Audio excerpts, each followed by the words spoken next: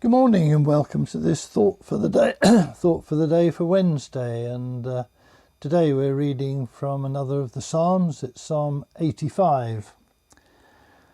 You showed favour in your land, O Lord. You restored the fortunes of Jacob. You forgave the iniquity of your people and covered all their sins. You set aside all your wrath and turned from your fierce anger.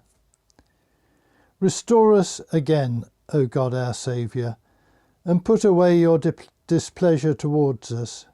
Will you be angry with us forever?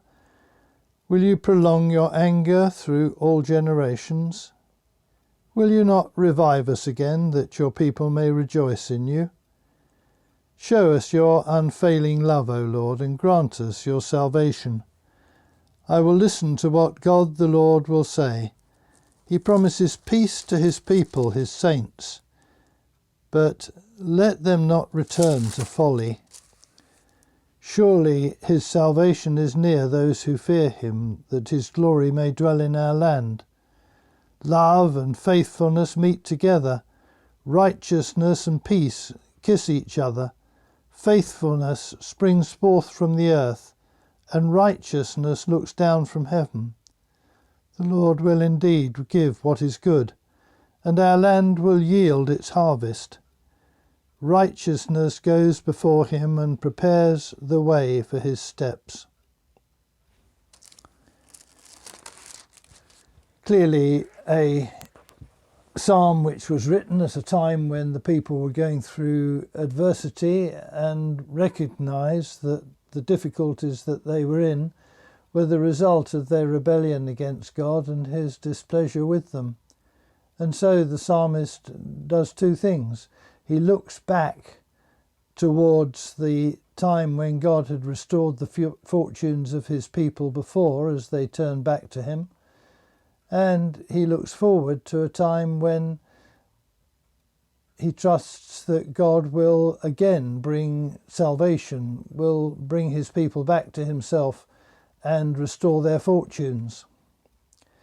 And clearly it's written in the context of the history of the people of Israel, God's chosen people. And so when we transfer the thinking into our own lives and our own generation, it's not a direct comparison.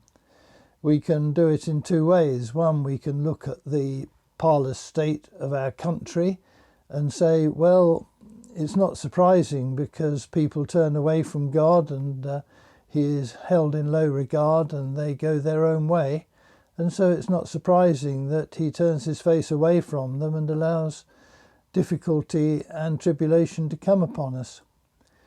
And there is a sense in which our own national fortunes are linked to our own national relationship with God and our righteousness. And if we turn away from God, then there inevitably are going to be consequences. But then it's applicable in two other ways. One is the way of our fortunes as a church, and if the church is in a difficult place at the moment, then it could be regarded as a consequence of some of the ways in which the church turns away from God and fails to follow his ways and his teachings. And then it can be regarded personally that if our own lives get into difficult situations and things go badly for us, then it can give us the reason to look into our own relationship with God and to question whether things that are going wrong are the consequence of the way in which we have neglected God and turned away from him. And whichever way you look at it, the answer is the same in every case, that when you turn back to God and when you take note of his ways and his teaching and restore your relationship with him, then that has a consequence in the way in which he deals with us and our fortunes. whether it be nationally or as a church or individually. And so in the second half of the psalm there are some delightful verses. Faithfulness springs forth from the earth and righteousness looks down from heaven. So as we on earth display faithfulness, so God looks down in his righteousness upon us. Love and faithfulness meet together, righteousness and peace kiss each other. And so